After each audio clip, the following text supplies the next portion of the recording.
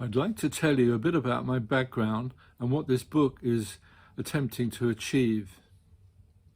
Back in the 1980s, as well as running a photo lab business, I also trained in things that interested me, firstly in nutrition, then in rational emotive psychotherapy, so that I could offer my services in those fields.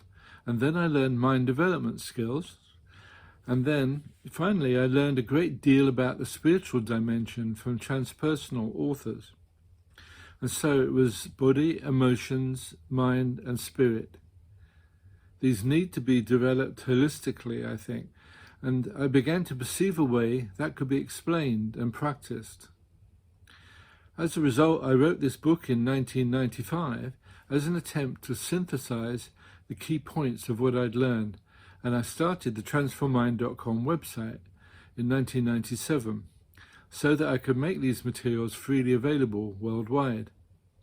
And that received an encouraging reception with over 1 million downloads of the book. At that time, I met a French lady and moved to France to be with her in 2000. She, Nicole, was totally in tune with what I was doing, and indeed she's been running the transformmind.France website ever since that time. Partly because I didn't speak French well enough, I decided to drop my psychotherapist practice and focus full-time on the website resources to bring everything together that I found inspiring. I also wanted to change from attempting to fix people to instead giving people the tools to enhance their own lives, which is much more empowering and satisfying. In particular, I want to help people discover their higher self, that often hidden source of inner knowing, and our connection to the higher spiritual realms. Connecting in this way requires our spirit, emotions, mind and body to be in harmony and working in unison. The way out is the way through, to open up, to release our feelings, to accept and let them go, to face reality as it is, which is much easier with love in our hearts rather than negative interpretations and self-defeating beliefs. So courage is needed, but it's worth it as bringing light to the misguided solutions of the past and understanding why such beliefs came about is the ultimate learning experience, and it enables us to embrace our wholeness. Where there is love, unity naturally exists.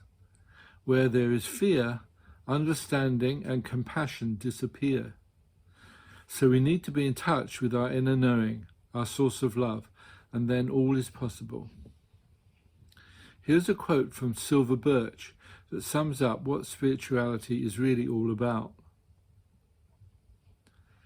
There is no religion higher than service. To heal the sick, to comfort the mourner, to guide the perplexed, to give strength to the weary and direction to those who have lost their way.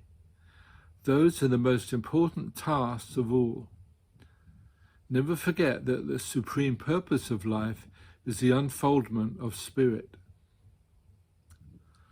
So, our spiritual life is not just for Sunday mornings. Rather, it's all the time.